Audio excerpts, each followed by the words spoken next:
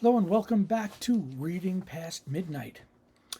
It's January 2nd of 2026, and we are in turbulent times. There's a war going on in Ukraine. There's a nightmare of stuff going on in the Middle East. Gaza is being obliterated. There are protests in Iran. And there's a whole bunch of stuff going on in the United States.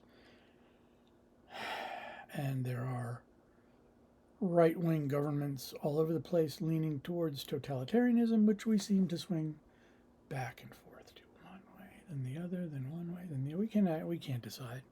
And in the meantime, we seem to be big into killing each other. Seems to be human nature for certain types of people. So I thought I would discuss a book where someone who was living through similar times took a different approach. And I think all of us would have different ways of taking what he did. And some people would say it was cowardice. Some people would say, okay, he did what he thought was right. And some people would say, well, he still found a way to contribute.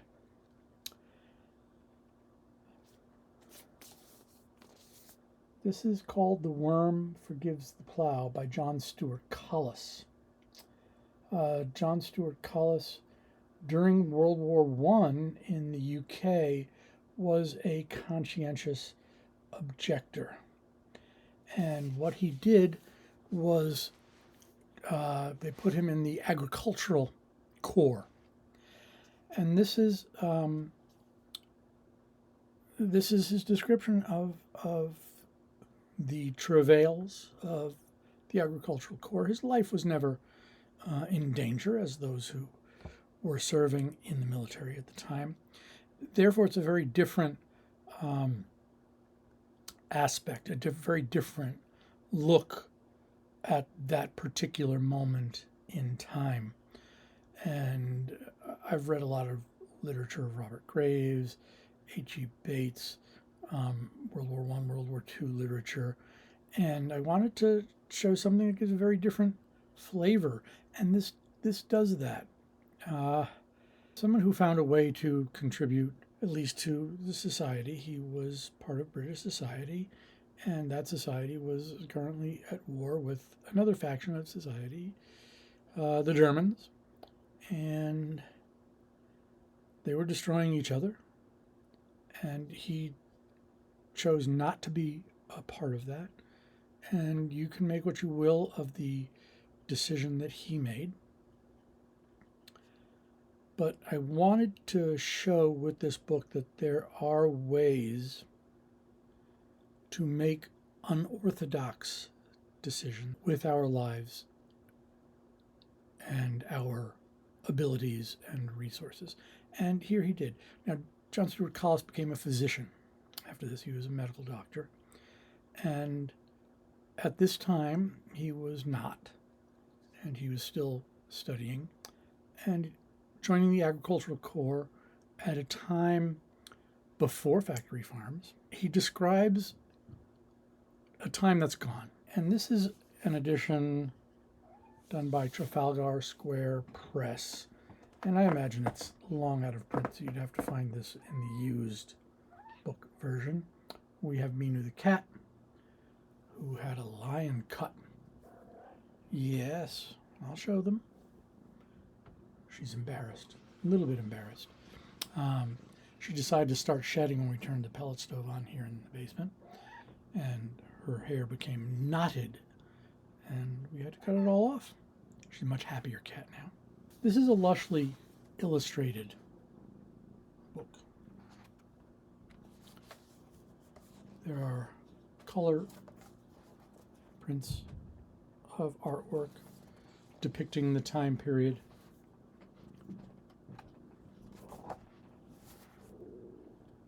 Reminiscent of the more reminiscent of the early works of Thomas Hardy.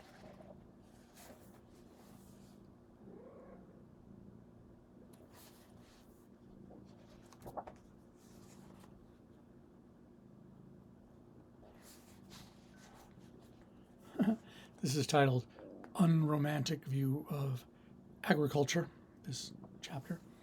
And you definitely Farm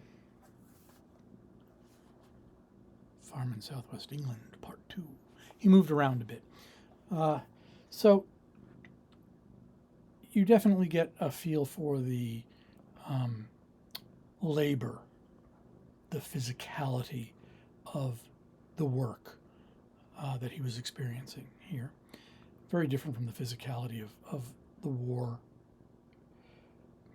Very different from the physical effort that the soldiers were putting forth. But he was feeding the community and feeding the war effort.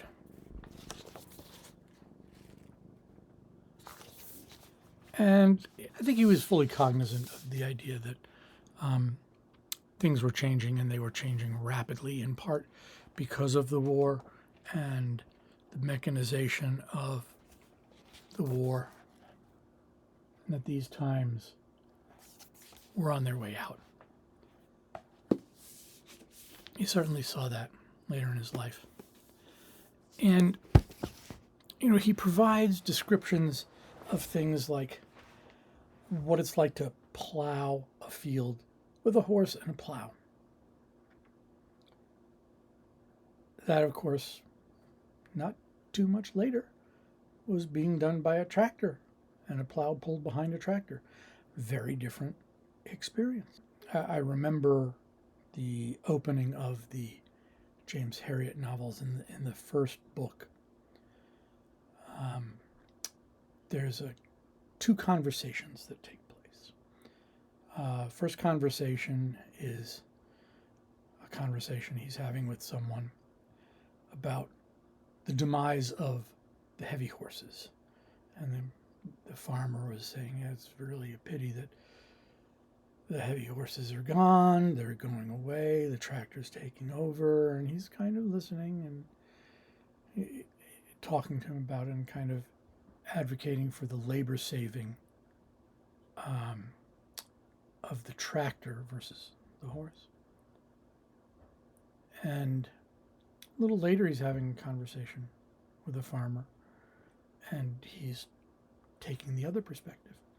And he says, yeah, it's really too bad that the horse is going the way of all things and the tractor's taking over. And the farmer looks at him and said, you ever plow a field with a horse and a plow?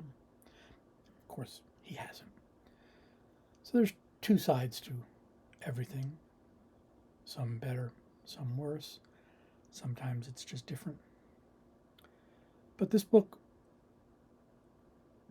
doesn't look at it from a nostalgic perspective. Although reading now, a century later, I kind of look at it from a nostalgic perspective.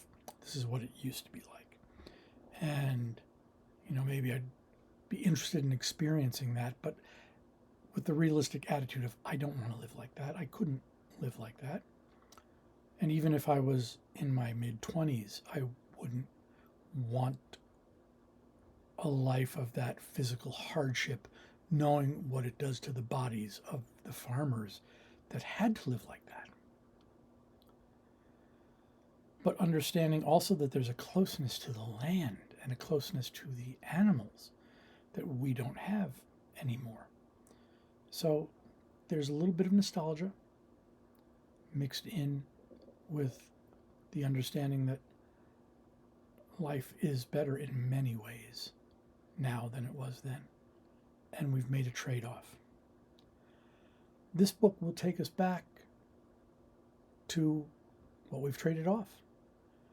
And that can be positive, that can be negative. Sometimes it just takes you back to understand what we've traded off and maybe really why we've traded it off. His description of plowing the land with a horse, first learning that skill and how difficult, physically difficult, it really is to hold that plow in a line with the horse. Pulling that is really telling. And if you grow up learning that stuff, it's really different than when you're coming in your 20s and learning how to do that. And a lot of young men and young women growing up on the farm felt the lure of the city because they understood the physical hardship and knew what that was going to bring them later in life, because they saw their grandparents and their parents suffering the physical ailments that the lifestyle led. But many of them also understood the benefits that the lifestyle gave them and were unwilling to trade the one for the other. That lifestyle is pretty much gone, except for the occasional small farm. The large farms, it's very different. There are small farms around that still try and maintain that feel, that closeness with the animals, but there's a lot more mechanization now than there was then. It's different. There's no way to go backward, and I don't know that we want to go backward, but maybe there's a way to move forward where we incorporate something in our lives that's lost from this. I don't know. Give it a read. See what you think. Don't know where you'll find this. Maybe a used bookstore, maybe on A-Books or A-Libris, something like that. Check it out from your library. It is in the list of books by the chap who wrote the 1,000 books you have to read before you die. I have not read all 1,000. I've read about a third of them, and I don't know that there's anything that you have to read before you die. But this book definitely gives you a different flavor, and I would read it for that flavor. If you don't think you like this, maybe check it out from the library and see if it's something that would interest you. Or if you're definitely not interested, then don't bother.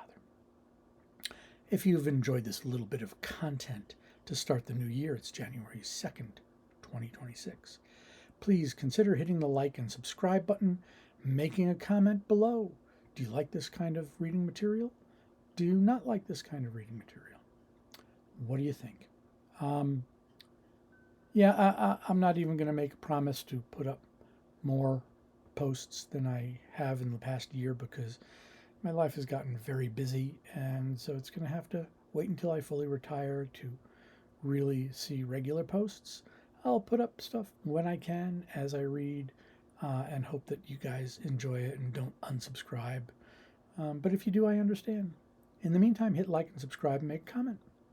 Keep the channel growing in the meantime, and enjoy life. Be kind to each other. Life is hard enough without people being mean to each other. Thank you very much.